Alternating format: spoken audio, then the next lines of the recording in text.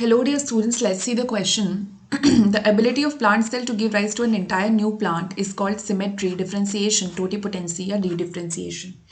So इस question में बोला है कि ability of a plant cell to give rise to an entire new plant, तो पूरे के पूरे एक न्यू प्लांट को राइज दे दे, उसको हम उस एबिलिटी को क्या कहते हैं.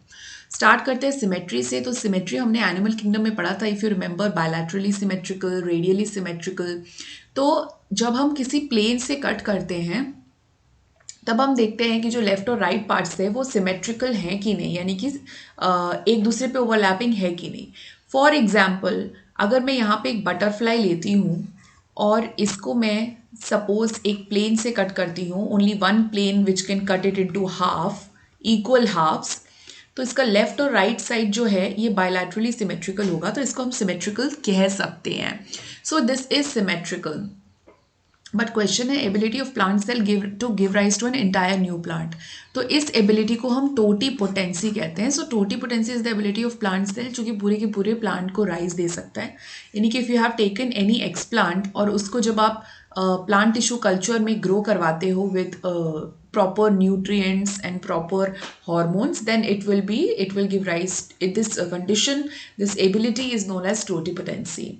बात करें डिफ्रेंसिएशन की, तो डिफ्रेंसिएशन का मतलब होता है, मैं आपको एक एग्जांपल से बताती हूँ. तो मान लीजिए आपके पास है मेरिस्टेमेटिक सेल. मेरिस्टेमेटिक सेल वो होता है जो कि कंटिन्यूसली डिवाइड करता रहता है. जैसे ये एक मेरिस्टेमेटिक सेल है फॉर एग्जांपल.